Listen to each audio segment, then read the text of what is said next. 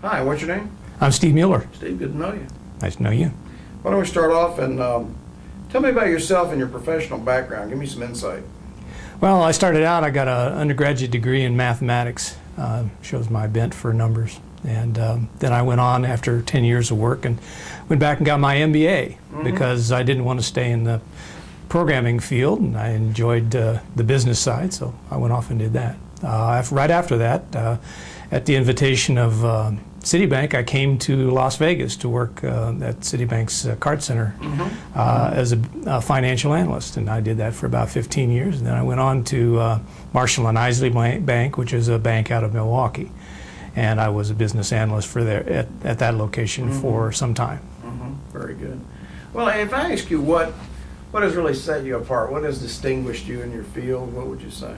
Well, I've always had a passion for project management. I like to get in, do research, figure out what the right thing is to do, and put together a plan, formal presentation, whatever, what's required, and then manage the project to completion. That's my joy in doing business work. So I've done that in a number of situations with Citibank. I was there doing their card products data center startup. Involved, my part of it was involved in setting up large mainframe IBM equipment leases. At that time, safe harbor leasing was a good tax advantage for corporations. So I did research in that area, figured out what the life expectancy of particular technology was, did the leases and so on, and really enjoyed that. Also at M&I did a number of projects that involved implementation of technology systems, computer systems, one for foreign currency exchange and one for securities lending. The securities lending one, I managed to work directly with the software vendor, and we came up with a lot of useful tools that I developed to help that process work, and I became kind of a permanent fixture with the securities lending operation for a number of years. So it was a very rewarding project that sort of led into an open-ended commitment to support the department. So I enjoyed that. Right. What about outside of that arena? Anything else? Other projects? In corporations, there's lots of layers of management and authority that you deal with. So you're more or less constrained to make sure that you cover all of those bases.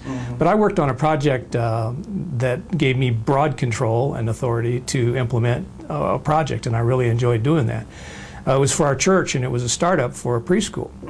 They figured out that the demographics in that area was such that they felt that there was an opportunity to run a preschool. So they sent me off. I did research in local preschools, talked with preschool professionals, did a lot of research in terms of how much you can charge, that kind of thing, the financial side of it. Now this was the church though, right? This was for church. For church, yes. Okay. But it was for a fee-based preschool. Right, they charge a tuition, yeah. And what I did then was I figured, I knew nothing about preschools, but it was an opportunity then for me to use my skills to do the research that's necessary. I put together a proposal. It included a timeline and pro forma financials to tell them what they could charge and how it would be self-supporting and all of that. Also the modifications that were necessary to get meet code and licensing and all of that kind of stuff. So it was all new ground for me, but it was an opportunity to use my skills. Yeah, I bet they were impressed that you brought your project management skills to bear on something like that. Right. It was it was a very good project, and it was finished on budget and on time, and it's been running for 15 years now. Sounds like you enjoyed it. I did. So what are the qualities that you would look for if you were hiring someone, say, as a leader reporting to you? I mean, what do you look for?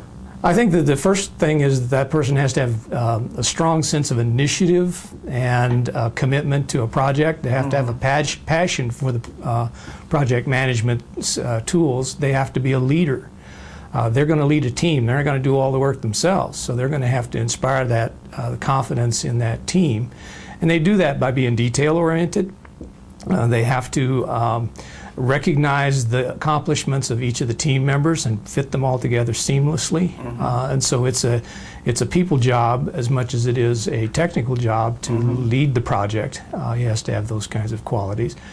Also has to be very detail-oriented and deadline committed and cost management committed to meet the expectations of the business in an appropriate way. And he has to be able then to stand up and present that project at whatever venue is necessary, in a written report or at a presentation or whatever, in a way that is understandable to top management, whatever's involved in doing that.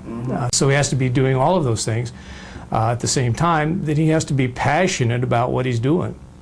He has to believe that the project and the company and the people that he's working with are the best, and he's going to make sure that they're the best that they can be, and show and guide them, and not micromanage them. So I think that's the skills he needs.